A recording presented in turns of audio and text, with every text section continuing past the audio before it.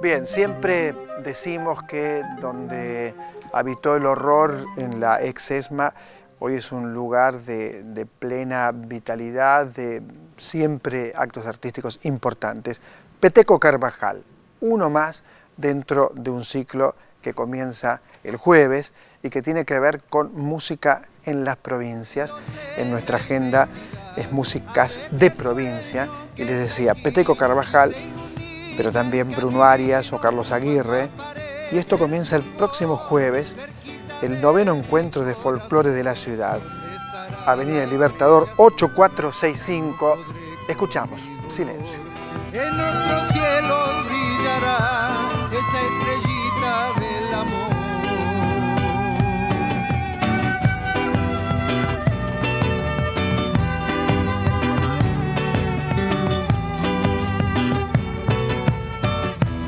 En una lágrima quedó hasta perderse en el cielo. Mi corazón se partió atravesado de penas.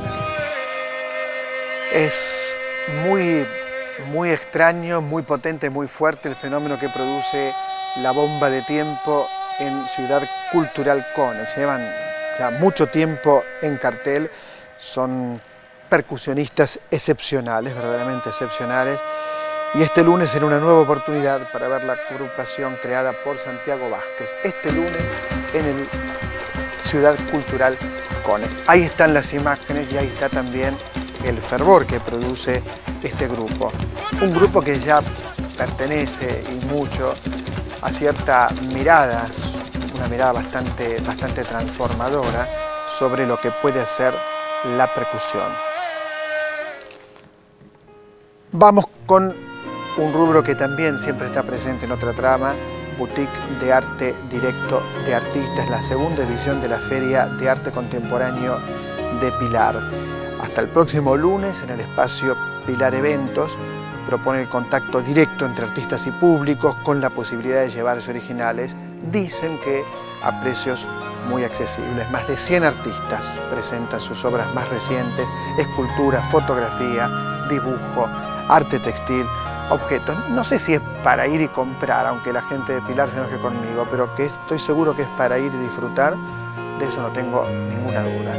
Ahí están las imágenes distintas, poéticas, que es un poco lo que caracteriza al arte contemporáneo. Y vamos a lo que más me gusta, que es el teatro. Y ¿cómo voy a hacer para ver todo lo que ofrece el Festival Internacional de Buenos Aires? No tengo la menor idea, tendría que multiplicarme. Pero lo que sí puedo decir es que hasta el 20 de octubre casi todo lo que se presenta vale la pena verlo. Digo casi todo, quizás todo vale la pena, pero uno lo que encuentra es que el teatro no es el teatro comercial, el teatro convencional al que estamos acostumbrados. El teatro es otra cosa y en los festivales, no solo en la Argentina, en cualquier parte del mundo, que uno descubre que el teatro es otra cosa, que el teatro puede ser otra cosa y que el teatro sigue haciéndose entre actores y espectadores. En ese sentido, las nuevas tecnologías no lo han afectado en nada. Y hablando de teatro, último espectáculo que vi el sábado, Cineastas, en el Teatro Sarmiento, de Mariano Pensotti. Aquí hay una propuesta de vanguardia, trabajan a sala llena y uno podría preguntarse de qué manera la ficción modifica la realidad. No de qué manera la realidad modifica la ficción, sino al revés la pregunta. ¿Qué ocurre con la ficción?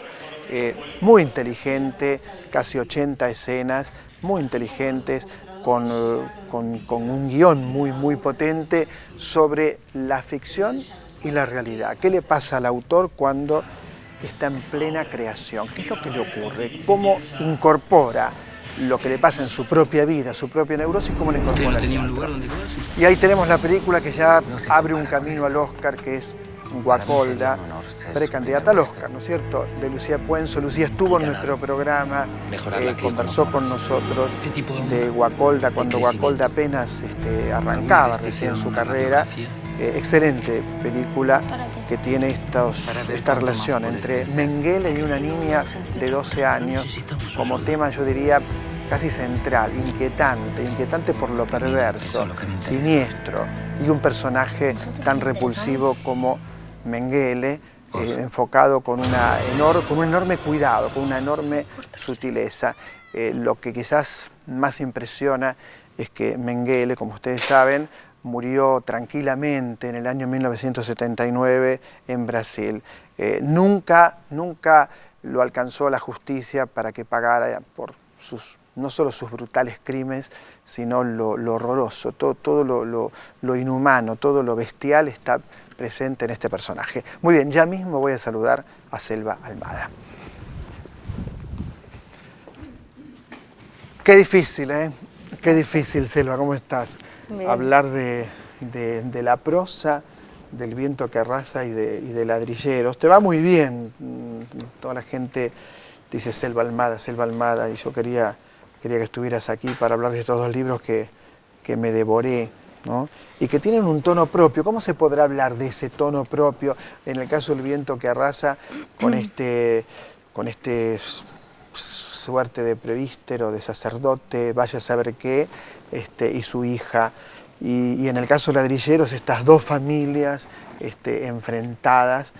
Pero esto es solamente la anécdota, ¿no? Me gustaría ver cómo se gestaron estos libros y cómo se gestó tu prosa.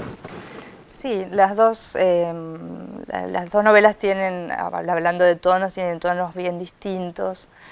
Las dos me propuse trabajar el lenguaje que pedía cada historia. Yo creo que así como cada historia tiene su ambientación, su contexto, también la manera de contarla tiene que ver con eso que es la historia. En el caso del viento que arrasa es una historia muy pequeña, muy simple, es una historia de fe, y me parecía que la manera de contarla era esa, muy contenida, muy austera, casi como en un susurro, como uno le hablaría a Dios, porque básicamente habla de eso, de la fe y de si Dios existe o no existe, o en qué cree o no cree uno.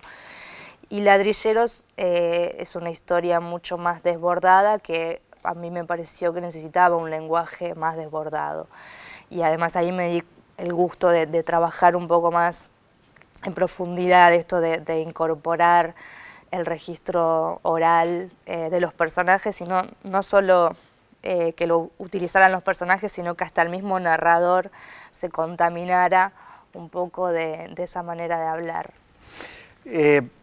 En Ladrilleros hay, también en el viento que arrasa, pero en Ladrilleros hay un clima y una tensión que permanentemente bordea la sangre. Sí. De hecho, hay escenas muy brutales, como por ejemplo cuando se envenena un perro. Los perros ocupan un lugar, me parece, es bastante importante, o cuando viene una tormenta y la tormenta la percibe el perro, el hocico del perro. Uno siempre cuando ingresa en un texto como Ladrilleros tiene la sensación de que algo terrible va a ocurrir, y de hecho ocurren cosas terribles, sí, ¿no? Desde un crimen hasta la sangre, ¿no? que está tan presente en la obra, y a la vez es un clima, no sé, es un clima del litoral, es un clima de provincia, de lo más profundo de una provincia. Y en el viento que arrasa hay casi un rapto para mí, pero esto es una idea mía, no tiene por qué ser tuya como autora, ¿no? Prácticamente hay un rapto, hay un personaje siniestro que convence al otro, no sé si lo convence, pero creo que logra su objetivo. Y uno se pregunta cómo logra ese objetivo, qué es lo que pasa para que logre su objetivo, qué es lo que pasa entre ese mecánico tan elemental, ¿no es cierto?, que permite que el discurso del otro sea mucho más fuerte de cualquier posibilidad afectiva que se pueda construir entre iba a decir el padre, ¿no? Pero no quiero contar todo, ¿no? Pero entre esos dos personajes que serían el mecánico y el muchacho. ¿Qué pensás? Yo creo que ahí lo que hay es como la posibilidad de cambio.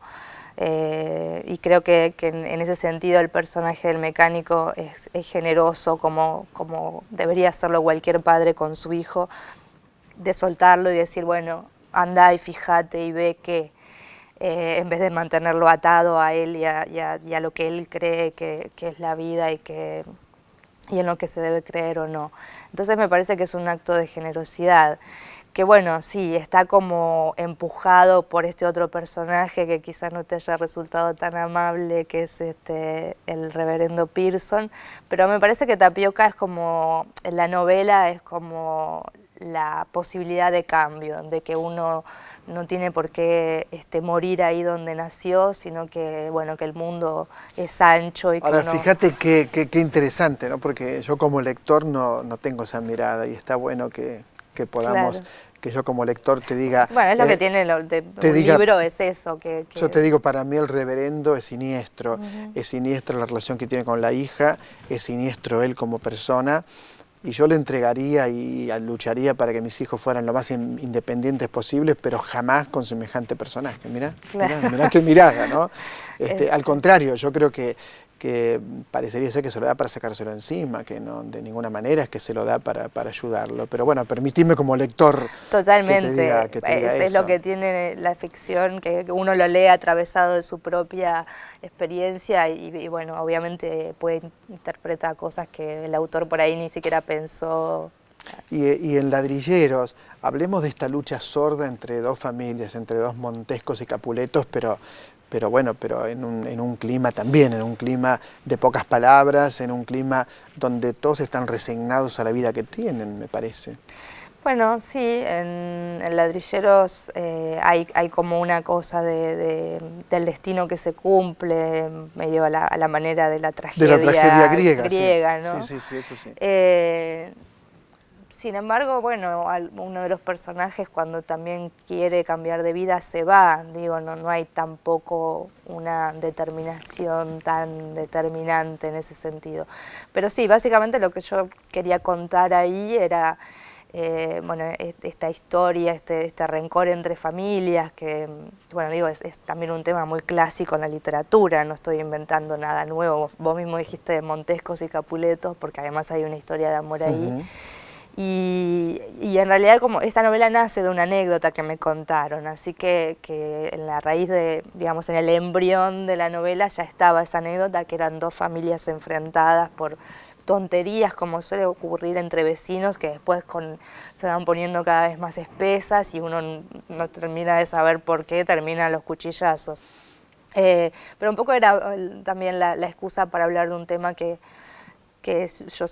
está muy presente en mi literatura, que es el de las relaciones familiares, las relaciones entre padres e hijos, y también en esta novela quería hablar del amor entre los varones, o sea, el amor en un abanico bastante amplio, no solo en el sexual, sino en la amistad entre un padre y un hijo varón, entre hermanos.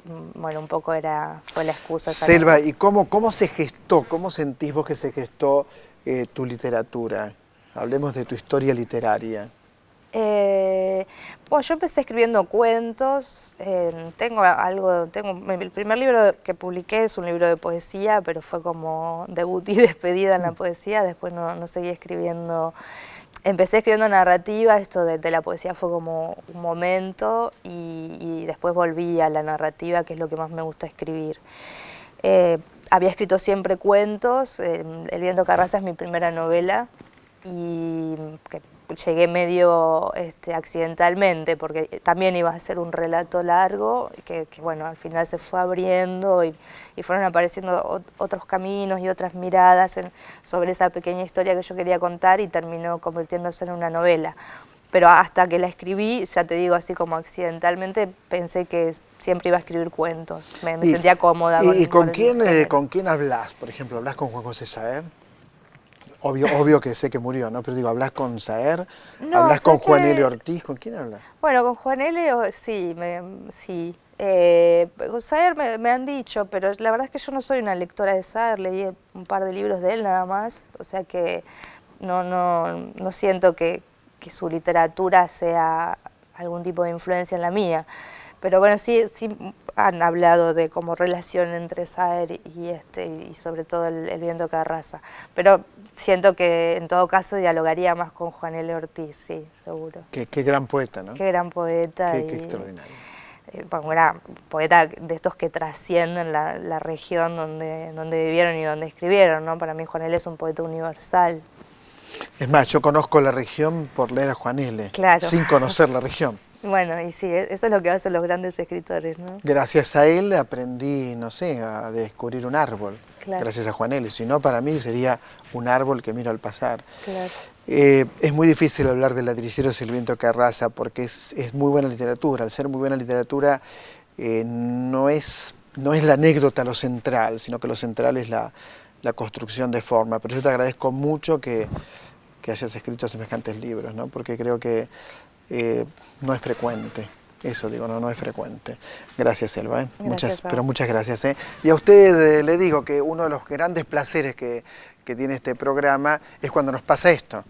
Cuando nos pasa esto, cuando no tenemos la misma género, de pronto decimos, uy, mirá lo que encontré, mirá lo que descubrí, mirá cómo escribe, mirá lo que dice, mirá cómo lo dice. Ahí uno se siente hecho, vuelve a su casa y dice, hoy estoy hecho, la televisión pública sirve para que la gente establezca un puente con el libro y bueno, lo busque, lo lea, lo pida prestado, qué sé yo, tantos caminos. Vamos con Mercedes Sosa al corte, está Marcela Suez, está Roberto Mayó con el estudio, hay más material en Otra Trama, enseguida volvemos. Si no creyeran lo que duele, si no creyeran lo que quede,